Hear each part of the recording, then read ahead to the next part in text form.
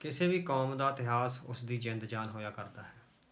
ਇਤਿਹਾਸ ਦੇ ਆਧਾਰ 'ਤੇ ਹੀ ਜਾਂ ਇਤਿਹਾਸ ਵਿੱਚ ਵਰਣਨ ਕੀਤੇ ਤੱਥਾਂ ਦੇ ਆਧਾਰ 'ਤੇ ਹੀ ਕੌਮਾਂ ਦੀ ਹੋਂਦ ਜਿਹੜੀ ਸਦੀਆਂ ਤੱਕ ਜਿਹੜੀ ਉਹ ਮਜ਼ਬੂਤ ਰਹਿੰਦੀ ਹੈ। ਸੋ ਜਿਉਂ-ਜਿਉਂ ਨਵੀਆਂ ਪੀੜ੍ਹੀਆਂ ਕੌਮਾਂ ਵਿੱਚ ਆਉਂਦੀਆਂ ਰਹਿੰਦੀਆਂ ਹਨ, ਉਹਨਾਂ ਨੂੰ ਇਤਿਹਾਸ ਦਾ ਬਰਤਾਂਤ ਹੈ ਜੋ ਪੁਰਾਣੀਆਂ ਪੀੜ੍ਹੀਆਂ ਤੋਂ ਮਿਲਦਾ ਜਾਂ ਕਿਤਾਬਾਂ ਰਾਹੀਂ ਮਿਲਦਾ, ਤਾਂ ਉਹਨਾਂ ਨੂੰ ਆਪਣੀਆਂ ਜੜ੍ਹਾਂ ਨਾਲ ਜੋੜੀ ਰੱਖਦਾ ਹੈ। ਸੋ ਇਤਿਹਾਸ ਦੀਆਂ ਜਿਹੜੀਆਂ ਤਰਤੀਬਾਂ ਨੇ ਉਹ ਕੌਮਾਂ ਦੀ ਹੋਂਦ ਅਤੇ ਹਸਤੀ ਲਈ ਬਹੁਤ ਹੀ ਜ਼ਰੂਰੀ ਹੋ ਜਾਂਦੀਆਂ ਨੇ। ਇਤਿਹਾਸ ਜਸਟ ਇੱਕ ਪੜ੍ਹਨ ਦਾ ਜਾਂ ਇਸ ਨੂੰ ਯਾਦ ਰੱਖਣ ਦਾ ਹੀ ਮੰਜ਼ਰ ਨਹੀਂ ਹੁੰਦਾ। ਇਤਿਹਾਸ ਕੌਮਾਂ ਦੀ ਜੀਵਨ ਵਿੱਚ ਬਹੁਤ ਮਹੱਤਵਪੂਰਨ ਭੂਮਿਕਾ ਅਦਾ ਕਰਦਾ ਹੈ। ਜਦੋਂ ਕੌਮਾਂ ਦੇ ਉੱਤੇ ਵਾਰ-ਵਾਰ ਉਹੋ ਜਿਹੇ ਹਮਲੇ ਹੁੰਦੇ ਹਨ, ਜਿਹੋ ਜਿਹੇ ਹਮਲੇ ਅਤੀਤ ਵਿੱਚ ਉਸਦੇ ਪੁਰਖਿਆਂ 'ਤੇ ਹੋਏ ਸਨ, ਤਾਂ ਕੌਮਾਂ ਉਹਨਾਂ ਹਮਲਿਆਂ ਦੇ ਖਿਲਾਫ ਜਾਂ ਆਪਣੀ ਹੋਂਦ ਨੂੰ ਬਚਾਉਣ ਲਈ ਉਸੇ ਕਿਸਮ ਦਾ ਇਤਿਹਾਸ ਰਚਦੀਆਂ ਨੇ ਜਾਂ ਉਸ ਪੁਰਾਤਨ ਇਤਿਹਾਸ ਤੋਂ ਕੋਈ ਸਿੱਖਿਆ ਲੈ ਕੇ, ਪ੍ਰੇਰਨਾ ਲੈ ਕੇ ਨਵੇਂ ਸੰਦਰਭ ਵਿੱਚ ਨਵਾਂ ਇਤਿਹਾਸ ਸਿਰਜਣ ਦੇ ਰਾਹ ਪੈਂਦੀਆਂ ਨੇ। ਸੋ ਇਤਿਹਾਸ ਨੂੰ ਜਦੋਂ ਅਸੀਂ ਵਾਚਦੇ ਹਾਂ ਤਾਂ ਅਸੀਂ ਦੇਖਦੇ ਹਾਂ ਕਿ ਕੌਮਾਂ ਦੀ ਹੋਂਦ ਨਾਲ ਇਹ ਬਹੁਤ ਨੇੜੇ ਤੋਂ ਜੁੜਿਆ ਹੋਇਆ ਹੁੰਦਾ ਹੈ। ਕਈ ਵਾਰ ਇਹ ਹੁੰਦਾ ਹੈ ਕਿ ਇਤਿਹਾਸ ਦਾ ਵਰਣਨ ਸਮਾਂ ਪਾ ਕੇ ਉਸ ਵਿੱਚ ਕੁਝ ਤਬਦੀਲੀ ਆ ਜਾਂਦੀ ਹੈ, ਪਰ ਉਸ ਤਬਦੀਲੀ ਦਾ ਜਿਹੜਾ ਮੰਜ਼ਰ ਹੈ ਉਹ ਇਹ ਹੋਣਾ ਚਾਹੀਦਾ ਹੈ ਕਿ ਇਤਿਹਾਸ ਦੀ ਰੂਹ ਨਾਲੋਂ ਤੋੜ ਵਿਛੋੜਾ ਨਾ ਹੋਵੇ। ਸੋ ਜਦੋਂ ਇਤਿਹਾਸ ਦੀ ਰੂਹ ਨਾਲੋਂ ਤੋੜ ਵਿਛੋੜਾ ਕਰਕੇ ਕੁਝ ਭਟਕੇ ਹੋਏ ਇਤਿਹਾਸਕਾਰ ਕੌਮ ਨੂੰ ਕਰਾਹੇ ਪਾਉਣ ਦਾ ਯਤਨ ਕਰਦੇ ਹਨ, ਤਾਂ ਆਮ ਤੌਰ 'ਤੇ ਕੌਮਾਂ ਅਜਿਹੇ ਇਤਿਹਾਸ ਨੂੰ ਨਕਾਰ ਦਿੰਦੀਆਂ ਹਨ।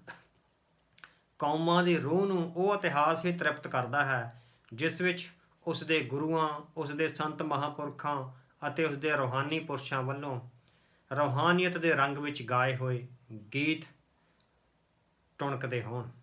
ਕੌਮਾਂ ਦੇ ਮਨ ਨੂੰ ਉਹ ਇਤਿਹਾਸ ਹੀ ਤ੍ਰਿਪਤ ਕਰਦਾ ਹੈ ਜਿਸ ਵਿੱਚ ਉਸ ਦੇ ਸੂਰਮਿਆਂ ਨੇ ਜ਼ੁਲਮ ਦੇ ਖਿਲਾਫ, ਜ਼ਾਲਮਾਂ ਦੇ ਖਿਲਾਫ ਅਤੇ ਜਾਬਰਾਂ ਦੇ ਖਿਲਾਫ ਅਣਖੀਲੀਆਂ ਜੰਗੀ ਮੁਹਿੰਮਾਂ ਲੜੀਆਂ ਹੋਣ, ਅਤੇ ਉਹ ਇਤਿਹਾਸ ਹੀ ਤ੍ਰਿਪਤ ਕਰਦਾ ਹੈ ਕੌਮਾਂ ਨੂੰ ਜਿਸ ਵਿੱਚ ਉਸ ਦੇ ਜਾਂਬਾਜ਼ ਸੂਰਮਿਆਂ ਨੇ ਹੱਸ-ਹੱਸ ਕੇ ਸ਼ਹਾਦਤਾਂ ਪਾਈਆਂ ਹੋਣ।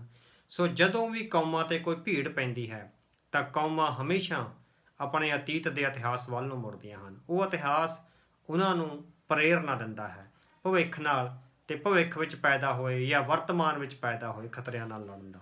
ਇਸੇ ਤਰ੍ਹਾਂ ਜਿਹੜੇ ਇਤਿਹਾਸਕਾਰ ਨੇ, ਇਤਿਹਾਸਕਾਰਾਂ ਦੀ ਭੂਮਿਕਾ ਵੀ ਇਹ ਹੁੰਦੀ ਹੈ ਵੀ ਉਹ ਅਤੀਤ ਦੀ ਜੋ ਇਤਿਹਾਸ ਦਾ ਅਤੀਤ ਦਾ ਵਰਣਨ ਹੈ ਉਸ ਨੂੰ ਇਸ ਤਰ੍ਹਾਂ ਵਰਣਨ ਕਰਨ ਕਿ ਉਹ ਭਵਿੱਖ ਲਈ ਇੱਕ ਰੌਸ਼ਨੀ ਦਿਖਾਉਣ ਵਾਲਾ ਹੋਵੇ। ਸੋ ਵਰਤਮਾਨ ਸਮੇਂ ਅਸੀਂ ਦੇਖ ਰਹੇ ਹਾਂ ਕਿ ਪੰਜਾਬ ਵਿੱਚ ਜਿਸ ਕਿਸਮ ਦੇ ਹਾਲਾਤ ਨੇ, ਵੈਸੇ ਸੰਘਰਸ਼ ਤਾਂ ਕਿਸਾਨੀ ਦੀਆਂ ਜਿਣਸਾਂ ਦੀਆਂ ਕੀਮਤਾਂ ਤੈਅ ਕਰਨ ਦੇ ਮੁੱਦੇ ਤੋਂ ਸ਼ੁਰੂ ਹੋਇਆ ਸੀ, ਪਰ ਉਸ ਵਿੱਚ ਕੁਛ ਨਾ ਕੁਛ ਇਸ ਤਰ੍ਹਾਂ ਦੀਆਂ ਤਬਦੀਲੀਆਂ ਵਾਪਰ ਰਹੀਆਂ ਨੇ ਜਿਸ ਤੋਂ ਕਾਫੀ ਸਕਾਰਾਤਮਕ ਜਿਹੜੇ ਨਿਸ਼ਾਨ ਹੈ ਉਹ ਇਤਿਹਾਸ ਦੇ ਪੰਨਿਆਂ 'ਤੇ ਛੱਡੇ ਜਾ ਰਹੇ ਨੇ। ਸਭ ਤੋਂ ਪਹਿਲਾਂ ਤਾਂ ਇਹ ਹੈ ਕਿ ਹੁਣ ਤੱਕ ਜੋ ਅਸੀਂ ਸਮਝ ਰਹੇ ਸੀ ਕਿ ਪੰਜਾਬ ਦੀ ਜਵਾਨੀ ਦਾ ਇੱਕ ਵੱਡਾ ਹਿੱਸਾ ਜਾਂ ਪੰਜਾਬ ਦਾ ਸਮੁੱਚੇ ਤੌਰ 'ਤੇ ਪੰਜਾਬ ਦਾ ਇੱਕ ਵੱਡਾ ਹਿੱਸਾ ਆਪਣੇ ਰਾਹਾਂ ਤੋਂ ਭਟਕ ਰਿਹਾ ਹੈ, ਆਪਣੇ ਗੁਰੂਆਂ ਦੀ ਸਿੱਖਿਆ ਤੋਂ ਭਟਕ ਰਿਹਾ ਹੈ, ਆਪਣੇ ਇਤਿਹਾਸ ਤੋਂ ਭਟਕ ਰਿਹਾ ਹੈ। ਸੋ ਉਸ ਹਿੱਸੇ ਵਿੱਚੋਂ ਜਿਹੜਾ ਖਾਲਸਾ ਪੰਥ ਦਾ ਪਾਤਸ਼ਾਹੀ ਦਾ ਦਾਅਵਾ ਹੈ ਉਹ ਵਿਸਰ ਰਿਹਾ ਹੈ, ਖਾਲਸਾ ਪੰਥ ਦੀ ਸੋਵਰੈਨਿਟੀ ਦਾ ਜਿਹੜਾ ਦਾਅਵਾ ਹੈ ਉਹ ਵਿਸਰ ਰਿਹਾ ਹੈ, ਜਾਂ ਖਾਲਸਾ ਪੰਥ ਨੇ ਜਿਸ ਕਿਸਮ ਦੀਆਂ ਰਾਜਨੀਤਿਕ ਸਰਗਰਮੀਆਂ ਮਹਾਰਾਜਾ ਰਣਜੀਤ ਸਿੰਘ ਦੀ ਅਗਵਾਈ ਹੇਠ ਜਾਂ ਬਾਬਾ ਬੰਦਾ ਸਿੰਘ ਜੀ ਬਹਾਦਰ ਦੀ ਅਗਵਾਈ ਹੇਠ ਕੀਤੀਆਂ ਹਨ, ਉਸ ਤੋਂ ਖਾਲਸਾ ਪੰਥ ਦਾ ਚੇਤਨ ਵਰਗ ਹੈ ਜਿਹੜਾ ਉਹ ਇੱਕ ਤਰ੍ਹਾਂ ਨਾਲ ਪਰੇ ਹੋ ਰਿਹਾ ਸੀ ਜਾਂ ਉਸ ਤੋਂ ਕਿਨਾਰਾ ਕਰ ਰਿਹਾ ਸੀ। ਪਰ ਇਸ ਕਿਸਾਨੀ ਵਾਲੇ ਸੰਘਰਸ਼ ਦੇ ਵਿੱਚੋਂ ਜੋ ਇੱਕ ਹੋਰ ਨਵਾਂ ਸੰਘਰਸ਼ ਉੱਭਰ ਰਿਹਾ ਹੈ ਸਿੱਖ ਕੌਮ ਦੀ ਹੋਂਦ ਅਤੇ ਹਸਤੀ ਦਾ, ਪੰਜਾਬ ਦੀ ਹੋਂਦ ਅਤੇ ਹਸਤੀ ਦਾ, ਉਹਦੇ ਵਿੱਚੋਂ ਜਿਸ ਕਿਸਮ ਦੇ ਵਿਚਾਰ ਪੈਦਾ ਹੋ ਰਹੇ ਹਨ ਉਸ ਨੇ ਰਾਜਨੀਤਿਕ ਵਿਸ਼ਲੇਸ਼ਕਾਂ ਨੂੰ ਅਤੇ ਇਤਿਹਾਸ ਦੇ ਵਿਦਿਆਰਥੀਆਂ ਨੂੰ ਕੁਛ ਸਕਾਰਾਤਮਕ ਸਕੂਨ ਹੈ ਜਿਹੜਾ ਉਹ ਦਿੱਤਾ ਹੈ। ਅਸੀਂ ਦੇਖ ਰਹੇ ਹਾਂ ਕਿ ਜਿੱਦਣ ਦਾ ਇਹ ਸੰਘਰਸ਼ ਸ਼ੁਰੂ ਹੋਇਆ ਹੈ ਉਸ ਦਿਨ ਤੋਂ ਹੀ ਖਾਲਸਾ ਪੰਥ ਦੇ ਇਤਿਹਾਸ ਦੀਆਂ ਗੱਲਾਂ ਗਲੀਆਂ ਵਿੱਚ, ਕੂਚਿਆਂ ਵਿੱਚ ਅਤੇ ਰਾਹਾਂ ਵਿੱਚ ਹੋਣ ਲੱਗੀਆਂ ਨੇ।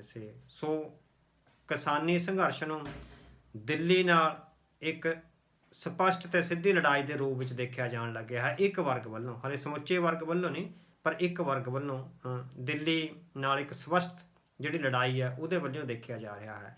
ਅਸੀਂ ਸਮਝਦੇ ਹਾਂ ਵੀ ਇਹ ਇੱਕ ਸਕਾਰਾਤਮਕ ਪੈਂਕੜਾ ਹੈ।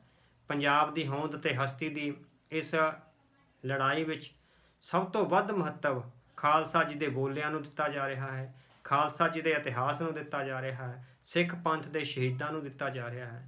ਬਹੁਤ ਸਾਰੇ ਖਾਸ ਕਰਕੇ ਜਿਹੜੇ ਲੋਕ ਗੀਤ ਜਾਂ ਗੀਤਕਾਰ ਮੰਡਲੀ ਹੈ, ਜਾਂ ਜਿਹੜੀ ਆਪਾਂ ਕਹਿ ਸਕੀਏ ਵੀ ਐਂਟਰਟੇਨਮੈਂਟ ਇੰਡਸਟਰੀ ਦੇ ਜਿਹੜੇ ਲੋਕ ਨੇ, ਉਹ ਬਹੁਤ ਵੱਡੀ ਪੱਧਰ 'ਤੇ ਖਾਲਸਾਈ ਪਰੰਪਰਾ ਨਾਲ ਰੰਗੀਆਂ ਹੋਈਆਂ ਜੋ ਗੀਤ ਨੇ ਜਾਂ ਕਵਿਤਾਵਾਂ ਨੇ ਉਹ ਗਾ ਰਹੇ ਨੇ, ਉਹ ਸੁਣਾ ਰਹੇ ਨੇ। ਸੋ ਇਹ ਹੈ ਅਸਲ 'ਚ ਉਹਨਾਂ ਦੀ ਅਸਲੀ ਜ਼ਿੰਮੇਵਾਰੀ ਅਤੇ ਅਸਲੀ ਭੂਮਿਕਾ। ਅਤੇ ਇਸ ਦੇ ਨਾਲ ਹੀ ਸਾਡੇ ਬਹੁਤ ਸਾਰੇ ਜੋ ਫਿਲਮ ਸਾਜ਼ ਨੇ, ਛੋਟੀ ਛੋਟੀਆਂ ਫਿਲਮਾਂ ਨੇ, ਉਸਦੇ ਵਿੱਚੋਂ ਬਾਬਾ ਬੰਦਾ ਸਿੰਘ ਜੀ ਬਹਾਦਰ ਦਾ ਇਨਕਲਾਬ ਅਤੇ ਉਸ ਨੂੰ ਸਾਹਮਣੇ ਲਿਆ ਕੇ ਜਿਹੜੀ ਨਿਰਾਸ਼ਤਾ ਵਿੱਚ ਫਸੀ ਹੋਈ ਧਿਰ ਹੈ ਉਸ ਦਾ ਜਜ਼ਬਾ ਜਗਾਉਣ ਦਾ ਯਤਨ ਕੀਤਾ ਜਾ ਰਿਹਾ ਹੈ। ਸੋ ਇਤਿਹਾਸ ਲਗਾਤਾਰ ਸਿੱਖ ਪੰਥ ਦੀ ਜਾਂ ਕਿਸੇ ਵੀ ਕੌਮ ਦੀ, ਜਿਹੜੀ ਕੌਮ ਦਾਬੇ ਹੇਠ ਰਹਿ ਰਹੀ ਹੈ, ਅਧੀਨਗੀ ਹੇਠ ਰਹਿ ਰਹੀ ਹੈ, ਉਸ ਲਈ ਇਤਿਹਾਸ ਬਹੁਤ ਮਹੱਤਵਪੂਰਨ ਹੁੰਦਾ ਹੈ। ਆਪਣੇ ਇਤਿਹਾਸ ਤੋਂ ਉਹ ਲਗਾਤਾਰ ਪ੍ਰੇਰਨਾ ਲੈਂਦੀ ਹੈ।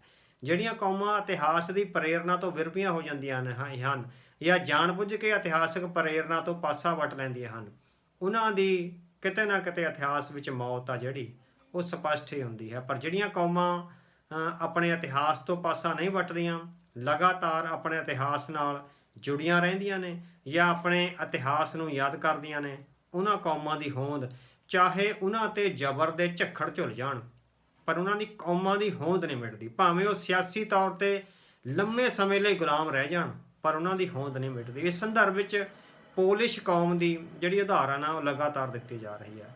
ਪੋਲੈਂਡ ਇੱਕ ਅਜਿਹਾ ਇਲਾਕਾ ਸੀ ਯੂਰਪ ਵਿੱਚ ਜਿਸ ਨੂੰ ਆਪਾਂ ਜੇ ਕਹਿ ਲਈਏ ਕਿ ਪੰਜਾਬ ਵਰਗੀ ਹਾਲਤ ਸੀ। ਜਿਸ ਤਰ੍ਹਾਂ ਪੰਜਾਬ ਵਿੱਚ ਅਫਗਾਨਿਸਤਾਨ ਵਾਲੇ ਪਾਸਿਓਂ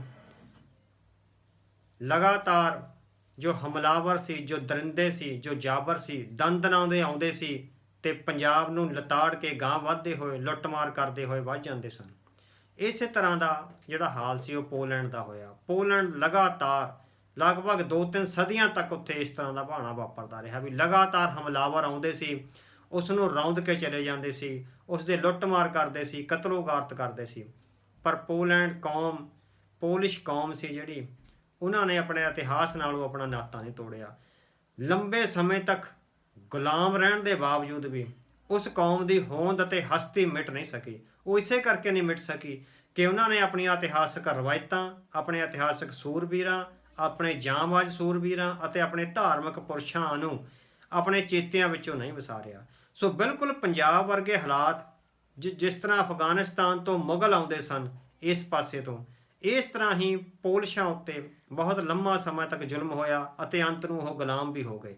ਲੰਮੇ ਸਮੇਂ ਤੱਕ ਉਹ ਗੁਲਾਮ ਰਹੇ, ਪਰ ਉਹਨਾਂ ਨੇ ਸਿਆਸੀ ਤੌਰ 'ਤੇ ਗੁਲਾਮ ਹੋ ਜਾਣ ਦੇ ਬਾਵਜੂਦ ਵੀ ਉਸ ਕੌਮ ਦੀ ਹੋਂਦ ਨਹੀਂ ਮਿਟ ਸਕੀ।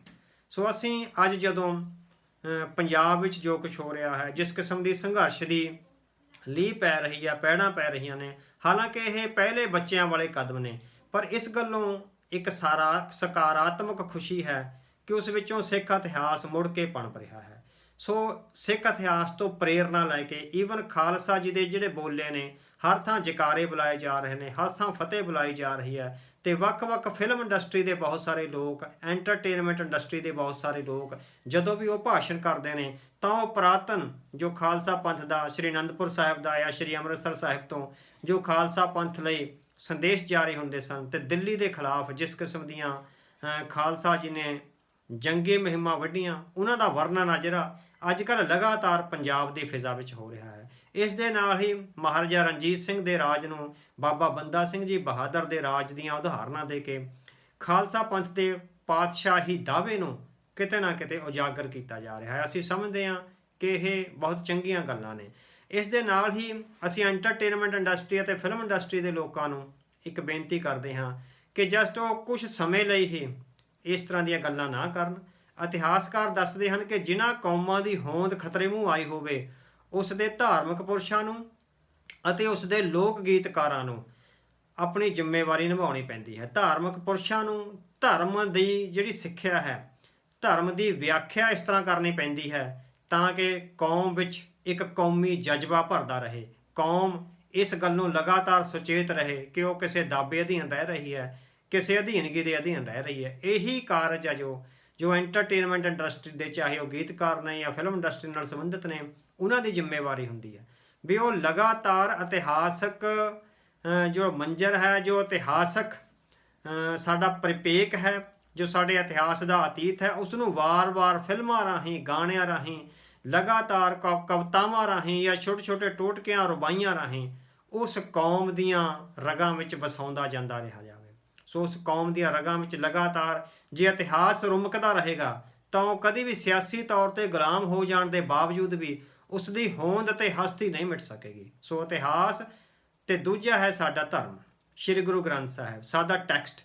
ਸੋ ਜਦੋਂ ਜਿਹੜੀਆਂ ਕੌਮਾਂ ਆਪਣੇ ਧਰਮ ਨਾਲ ਜੁੜੀਆਂ ਰਹਿੰਦੀਆਂ ਨੇ, ਆਪਣੇ ਇਤਿਹਾਸ ਨਾਲ ਜੁੜੀਆਂ ਰਹਿੰਦੀਆਂ ਨੇ, ਉਹ ਕੌਮਾਂ ਭਾਵੇਂ ਸਿਆਸੀ ਤੌਰ 'ਤੇ ਗੁਲਾਮ ਹੋ ਜਾਣ ਪਰ ਉਹਨਾਂ ਦੀ ਹੋਂਦ ਅਤੇ ਹਸਤੀ ਨਹੀਂ ਮਿਟਦੀ। ਉਹ ਵਾਰ-ਵਾਰ ਆਪਣੇ ਆਪ ਨੂੰ ਅਧੀਨ ਕਰਨ ਦੇ ਯਤਨਾਂ ਦੇ ਖਿਲਾਫ ਆਵਾਜ਼ ਉਠਾਉਂਦੀਆਂ ਨੇ, ਬਾਂਹ ਉਠਾਉਂਦੀਆਂ ਨੇ, ਜ਼ੁਲਮ ਦਾ ਟਾਕਰਾ ਕਰਦੀਆਂ ਨੇ, ਜ਼ੁਲਮ ਸਹਿੰਦੀਆਂ ਵੀ ਨੇ, ਪਰ ਆਪਣੀ ਹੋਂਦ ਨੂੰ ਬਚਾ ਕੇ ਰੱਖਦੀਆਂ ਹਨ। ਸੋ ਜਦੋਂ ਕੌਮਾਂ ਦੀ ਹੋਂਦ ਦੀ ਲੜਾਈ ਹੋਵੇ ਤਾਂ ਇਤਿਹਾਸ ਦਾ ਮਹੱਤਵ ਆ ਜਿਹੜਾ ਉਹ ਬਹੁਤ ਵੱਧ ਜਾਂਦਾ ਹੈ। ਇਸ ਵੇਲੇ ਅਸੀਂ ਉਸ ਮਹੱਤਵ ਨੂੰ ਪੰਜਾਬ ਵਿੱਚ ਵੱਧਦਾ ਹੋਇਆ ਦੇਖ ਰਹੇ ਹਾਂ। ਥਾਂ-ਥਾਂ 'ਤੇ ਸਿੱਖ ਇਤਿਹਾਸ ਦੀਆਂ, ਸਿੱਖ ਸੂਰਬੀਰਾਂ ਦੀਆਂ, ਬਾਬਾ ਬੰਦਾ ਸਿੰਘ ਜੀ ਬਹਾਦਰ ਦੀਆਂ, ਭਾਈ ਮਨੀ ਸਿੰਘ ਜੀ ਦੀਆਂ, ਭਾਈ ਮਤੀ ਦਾਸ ਦੀਆਂ, ਭਾਈ ਬਾਜ ਸਿੰਘ ਦੀਆਂ ਗੱਲਾਂ ਹੋ ਰਹੀਆਂ ਨੇ। ਅਤੇ ਦੂਜੇ ਪਾਸੇ ਇਹ ਗੱਲਾਂ ਵੀ ਦੱਸੀਆਂ ਜਾ ਰਹੀਆਂ ਨੇ ਵੀ ਵਕਤ ਦੇ ਔਰੰਗਿਆਂ ਦਾ ਕਿਸ ਤਰ੍ਹਾਂ ਮੂੰਹ ਮੋੜਿਆ ਸੀ, ਵਕਤ ਦੇ ਫਰਕਸੀਅਰਾਂ ਦਾ ਸਿੱਖਾਂ ਨੇ ਕਿਵੇਂ ਮੂੰਹ ਮੋੜਿਆ ਸੀ, ਕਿਸ ਤਰ੍ਹਾਂ ਭਾਈ ਬਚਿੱਤਰ ਸਿੰਘ ਜੀ ਨੇ ਲਿਸ਼ਕਦੀ ਹੋਈ ਨਾਗਣੀ ਨਾਲ ਮਸਤ ਹਾਥੀਆਂ ਦਾ ਮੂੰਹ ਮੋੜਿਆ ਸੀ। ਸੋ ਇਹ ਜਿਹੜੇ ਇਤਿਹਾਸਕ ਵਰਣਨ ਹੈ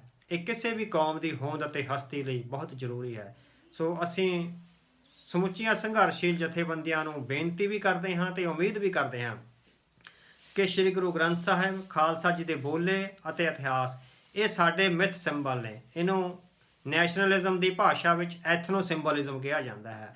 ਜਦੋਂ ਇਹ ਐਥਨੋ ਸਿੰਬਲਿਜ਼ਮ ਲਗਾਤਾਰ ਪਰਪੱਕ ਹੋਵੇਗਾ, ਲਗਾਤਾਰ ਇਸ ਦੀ ਵਿਆਖਿਆ ਹੋਵੇਗੀ, ਲਗਾਤਾਰ ਇਹ ਵਾਰ-ਵਾਰ ਸਾਡੇ ਸਾਹਮਣੇ ਆਵੇਗਾ ਤਾਂ ਸਿੱਖ ਕੌਮ ਦੀ ਹੋਂਦ ਜਾਂ ਪੰਜਾਬ ਦੀ ਹੋਂਦ ਨੂੰ ਕੋਈ ਖਤਰਾ ਨਹੀਂ ਹੋਵੇਗਾ। ਬੇਸ਼ੱਕ ਪੰਜਾਬ ਸਿਆਸੀ ਤੌਰ 'ਤੇ ਗੁਲਾਮ ਵੀ ਹੋ ਜਾਵੇ ਪਰ ਪੰਜਾਬ ਆਪਣੀ ਜੋ ਇੱਕ ਹੋਂਦ ਹੈ, ਸਿੱਖੀ ਨਾਲ ਜੁੜੀ ਹੋਈ, ਗੁਰੂ ਸਾਹਿਬ ਨਾਲ ਜੁੜੀ ਹੋਈ, ਇੱਕ ਉਸ ਮਾਂ ਧਰਤੀ ਦੀ ਹੋਂਦ ਹੈ ਜਿਹੜੀ, ਉਸ ਨੂੰ ਕੋਈ ਵੀ ਤੋੜ ਨਹੀਂ ਸਕੇਗਾ, ਉਸ ਨੂੰ ਨਕਾਰਾ ਨਹੀਂ ਕਰ ਸਕੇਗਾ, ਨਾ ਉਸ ਨੂੰ ਤਬਾਹ ਕਰ ਸਕੇਗਾ। ਸੋ ਇਤਿਹਾਸ ਦਾ ਮਹੱਤਵ ਜੋ ਸਾਹਮਣੇ ਆ ਰਿਹਾ ਹੈ ਇਸ ਵੇਲੇ ਪੰਜਾਬ ਵਿੱਚ, ਅਸੀਂ ਵਾਰ-ਵਾਰ ਆਖ ਰਹੇ ਹਾਂ ਕਿ ਉਹ ਸਵਾਗਤਯੋਗ ਹੈ, ਉਹ ਇਸੇ ਤਰ੍ਹਾਂ ਹੀ ਰਹਿਣਾ ਚਾਹੀਦਾ ਹੈ। ਪੰਜਾਬ ਦੀ ਆਮ ਜ਼ਿੰਦਗੀ ਵਿੱਚ ਸਿਰਫ ਸੰਘਰਸ਼ ਵਿੱਚ ਹੀ ਨਹੀਂ, ਜਦੋਂ ਸੰਘਰਸ਼ ਖਤਮ ਹੋ ਜਾਵੇਗਾ ਉਸ ਤੋਂ ਬਾਅਦ ਵੀ ਇਤਿਹਾਸ ਦੀ ਇਹ ਰਵਾਨਗੀ ਲਗਾਤਾਰ ਸਾਡੇ ਨਾਲ ਚੱਲਣੀ ਚਾਹੀਦੀ ਹੈ। ਇਸ ਵਿੱਚ ਧਾਰਮਿਕ ਪੁਰਸ਼ਾਂ ਦਾ ਅਤੇ ਐਂਟਰਟੇਨਮੈਂਟ ਇੰਡਸਟਰੀ ਦੇ ਲੋਕਾਂ ਦੀ ਬਹੁਤ ਵੱਡੀ ਜ਼ਿੰਮੇਵਾਰੀ ਹੈ। ਜੇ ਉਹ ਆਪਣੀ ਜ਼ਿੰਮੇਵਾਰੀ ਸਮਝਦੇ ਹੋਏ ਪੰਜਾਬ ਨੂੰ ਆਪਣੀ ਹੋਂਦ ਅਤੇ ਹਸਤੀ ਪ੍ਰਤੀ ਸੁਚੇਤ ਕਰ ਗਏ ਤਾਂ ਸਾਡਾ ਮੰਨਣਾ ਹੈ ਕਿ ਪੰਜਾਬ ਅਤੇ ਸਿੱਖ ਕੌਮ ਦੀ ਹੋਂਦ ਅਤੇ ਹਸਤੀ ਨੂੰ ਕੋਈ ਵੀ ਭਵਿੱਖ ਵਿੱਚ ਚੁਣੌਤੀ ਨਹੀਂ ਦੇ ਸਕੇਗਾ। ਜੇ ਚੁਣੌਤੀ ਦੇਵੇਗਾ ਵੀ ਤਾਂ ਖਾਲਸਾ ਪੰਥ ਆਪਣੇ ਗੁਰੂਆਂ ਤੋਂ, ਆਪਣੇ ਪੈਗੰਬਰਾਂ ਤੋਂ ਅਤੇ ਆਪਣੇ ਸ਼ਹੀਦਾਂ ਤੋਂ ਪ੍ਰੇਰਨਾ ਲੈ ਕੇ ਉਸ ਇਤਿਹਾਸਕ ਚੁਣੌਤੀ ਦਾ ਡਟਵਾਂ ਟਾਕਰਾ ਕਰੇਗਾ ਅਤੇ ਉਸ ਨੂੰ ਮੂੰਹ ਤੋੜ ਜਵਾਬ ਦੇਵੇਗਾ।